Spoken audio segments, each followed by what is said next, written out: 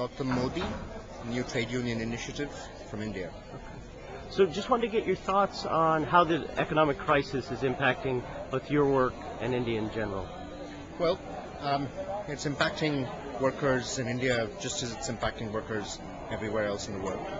But given the sheer number of irregular workers in most sectors in India, the impact is as yet invisible.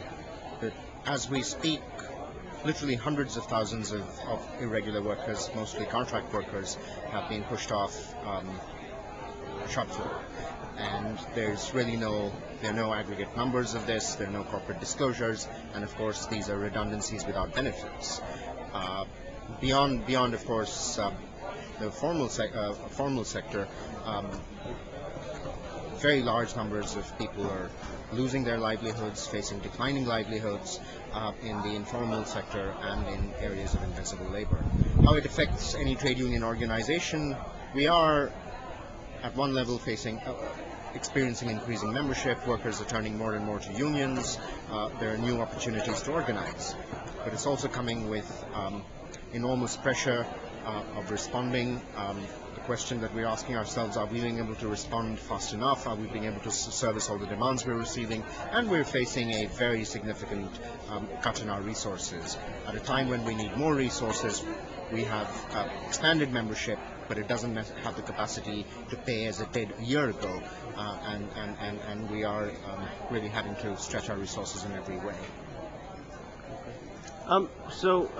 You've attended many World Social Forums, and I'm just wondering if you think this one's different in any way. Well, it's different for one reason for sure, and that's the location. This is the first time that we've actually been out. We've been in big cities. We were in Porto Alegre for historical reasons of the Workers' Party and the CUT making huge advances in their expansion in Porto Alegre, in being able to influence local government, move it in that direction. So Porto Alegre was a symbolic site. And Mumbai, Nairobi, Caracas, Bamako, we're all sort of national capitals, or in the case of Mumbai, sort of really the biggest financial center in that part of the world. This is the first time we've come to a site where we face enormous exploitation and has faced exploitation under colonialism and under present neoliberalism. So I think that's certainly made it different, that we've gone to where the indigenous people are rather than ask them to come to another metropolis. I think what's not different in that, I think, is certainly a question for me as I leave.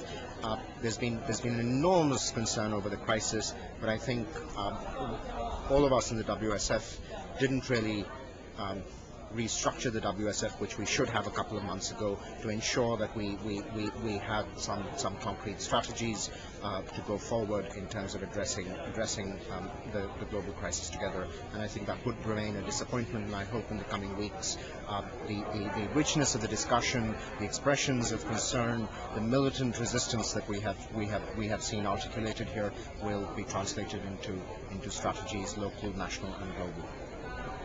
And then the last question is, how do you think the climate crisis affects sort of the world of work and the trade union movement? Well, at this point, I don't think it's really affected us. There's a debate. We know the facts on the ground. We know the situation is extreme, but governments haven't acted yet. Like in income inequalities, there are environmental inequalities, and there's a huge inequality of how the world, or nation states, and within nation state, the ruling class and the working class access environmental resources and contribute to global warming. I think that debate needs to go further. It needs to go into action, and I think unions need to look at a range of things, starting from urban transport,